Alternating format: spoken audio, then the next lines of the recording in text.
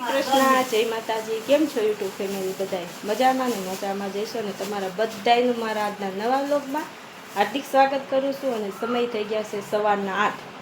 8 જેવો સમય થઈ ગયો છે અને જસ્ટ છે ને આપણે સ્કૂલે ભણવા વહી ગયો છે અને કામમાં આપણે હવે કપડાં રહ્યા છે અને પોતું રહ્યું છે અને અત્યારમાં છે ને મમ્મી અને બેન બે જો તૈયાર થઈ ગયા છે અને મમ્મી હજી સાડી પહેરે છે ક્યાં જવું છે માસી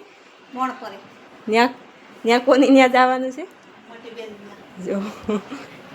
મોટી બેનની ત્યાં જાવ છે ને તે મોઢું આમ હરખાઈ ગયો ને બાનું તો હજી છે ને આમ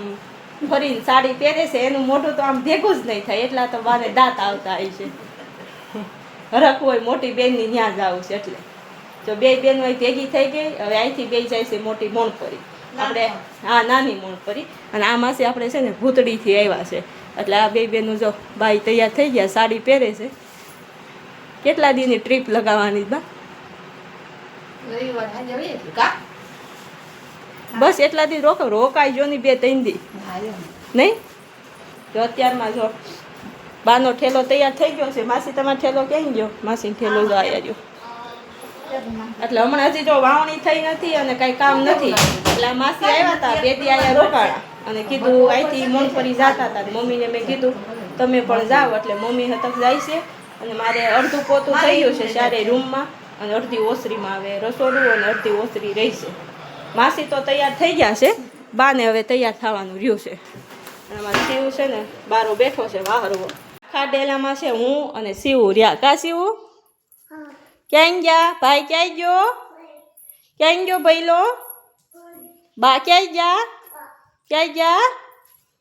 એ શિવ બા ક્યાં ગયા ભાઈ ક્યાં ગયા આમ જો શિવ એમ કે બા છે ને આમ ગયા બાની લોકો છે ને 8:30 8:30 વયા ગયા 9 વાગ્યાની એને બસ હતી ને એટલે અને બાકી બધા પોતપોતાના ધંધે ગયા છે અને કામમાં તો હું નવરી થઈ ગઈ એક નાવાનું રહ્યું છે આપણે દાદા થોડુંક કામ હતું તે બહાર ગયા છે આગળ આવશે 9 અને તે પછી આપણે છે ને કપડાં ધોવાના બાકી છે પણ હવે આપણે છે ને કપડાં ધોવાના હોય ને એવું કાંઈ છે નહીં નાહી લઈને એટલે આમ જો દાદાએ છે ને નવું મશીન લઈ દીધું છે આપણને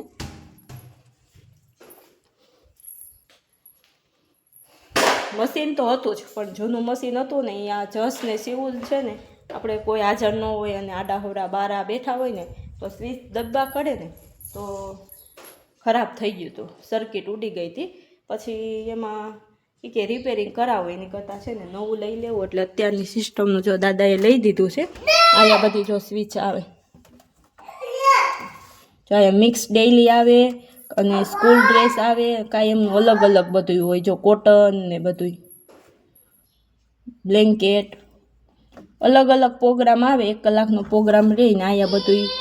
જો અત્યારે આ મશીનમાં છે ને અહીંયા બધી સ્વિચ આવી છે અને ઓલું મશીન હતું ને એમાં અહીંયા સ્વિચ આવી હતી એટલે અહીંયા જસ ને ચીવું છે ને નીચેનો ભાગ થાય ને એટલે આંબી જતા તો અંદર આવું કાંઈક છે અને આ છે ને એનું ઢાંકણું ઓટોમેટિક છે કદાચ આપણે બંધ કરતાં ભૂલી ગયા હોય ને તો એની હાથે બંધ થઈ જાય એવું ઓટોમેટિક છે કારણ કાંઈ નક્કી ન હોય જો નીચે નમમાં આપણે કપડું લેવા ગયા હોય ને તો ધડીને દઈને ભટકાય એની કરતાં ઓટોમેટિકવાળું લઈ દીધું છે દાદાએ અને હમણાં ચોમાસું આવે અને ત્યારબાદ જો અમારે ગમે ત્યાં જવું હોય ને તો મોટું થઈ જાય કારણ કે ઘરમાં સભ્ય બહુ ઝાઝા રહ્યા ને એટલે કપડાં બહુ ઝાઝા હોય અને આ અત્યારે ઉનાળો છે ને તો આ બે ભાઈઓના 4 થી 5 જોડી તો ગણી દેવા સવારમાં નાય બપોરે કેરી ખાઈ તઈ નાય રોંઢે કેરી ખાધી હોય તો નાય ને હાંજે નહીં એટલે બે ભાઈઓના 3 કે 4 જોડી ગણી લેવાના અને પછી થોડોક છે ને હમણાં આ અંગૂઠો આપણને પ્રોબ્લેમ આવ્યો તો અંગૂઠાનો એટલે અંગૂઠાનો તો છે ને થોડાક દે પ્રોબ્લેમ આવતો એટલે દાદા કે પહેલાંય લેવું મોટું લેવું ઓલું મશીન હતું પણ અમે જોતા પૂરતો જ ઉપયોગ કરતા કારણ કે ખેતીવાળાનું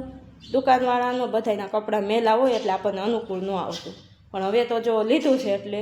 રેગ્યુલર કાયમ મશીનનો ઉપયોગ કરશું અને અત્યારે હવે દાદા આવી જાય એટલે આપણે નાહી ધોઈ ફ્રેશ થઈ જાય ને અમારે સીવું જો મશીન રિપેરિંગ કરે છે શું કરશો સીવું જો બતાવી તો કેવા આમ જો કારો હાથ કરી દીધો ક્યાં કર્યું ગંધારું કર્યું ને અને અમારે શિવું નામ જો શરદી થઈ ગઈ બતાવી તો શિવું કેમાં બાવ આવી છે એ શિવું શિવુને છે ને હમણાં હાકર ને એવું બધું વધી ગયું છે અને અહીંયા બાજુમાં જાતો ત્યાંથી માંડવી પાક એ બે વધી ગયું છે એટલે એને શરદી થઈ ગઈ છે ને રાતે છે ને કળતર આવી ગઈ હતી પણ દવા નથી લેવું એટલે આ બધું સાફ થઈ જાય નકર દવા લેવું ને તો જાતી જાવ આ ભર ઉનાળે અમારે શિવને શરદી થઈ ગઈ છે બોલો અત્યારે તડકો એવો છે ને કે તમને એમ લાગે છે ઉનાળા છે ને અધવૈસે પીગો છે સમજો વાતાવરણ કંઈક આવું છે આટલા વાદળા છે અને તડકો અહીંયા ઠેઠ છે ને તો અહીંયા ઠેઠ આમ એનો તેજ આવે છે ને આ બધું આપણને બળવા મળે એટલો તડકો છે અને બધા જે હુતા છે અને આને તો નીંદર અમારે આવે જ નહીં કારણ કે સવારમાં કોઈ રીતે નીંદર ઉડે નહીં કા શું કર્યું બપોર સૂઈ ગયો હતું જો પણ નાકે ફડકું નીકળું હતું ને આમ જો અત્યારે બતાવી તો એલા મેગી ખાધી હતી કાલે નહીં ખાધી હતી ને જો હવે ભલે ત્યાં કપાળે કાપવું જોઈએ ને તો નાક કાપવાનું પાછું શું કરવાનું શું કર્યું ત્યાં આખું બપોર સારું કે તો કરો ગલબડ તો કરતો હતો કંઈક વાતું જ કરતો હતો એકલો એને છે ને પહેલેથી જ એકડિયાની પુસ્તકમાં એને એકડિયાની ચોપડી બહુ વાલી એની પાસે એક નહીં બે નહીં ત્રણ ચોપડી છે એટલે આખો બપોર વસાડો કોણ જાણે એકમાં હું જોતો હોય છે કોને ખબર અને હવે જો આપણે છે ને ઢોરે રાહ જોવે છે અને મસ્ત જો હમણાં કેદું વર્ષનું લીલું થઈ રહ્યું હતું પાછું લીલું આવી ગયું છે અને બાજરો હોય કે જાહેર હોય આપણને બહુ ખ્યાલ નથી હવે ઢોરને આપણે નીણ પૂળો કરી દઈએ જો આગળ મળશે આમથી આમ ફરવા આમ પૂળો લઈને જાય ને તો આમ જાય ને આમ જાય તો આમ જાય અને ઘેરે હજી સીવું હૂતો છે અને બપોરે મશીન છે ને મોઢું થયું હતું એટલે કપડાં સુકાઈ ગયા છે સકેલવાના બાકી છે પહેલાં અહીંયા કરી લો પછી ત્યાં કરશું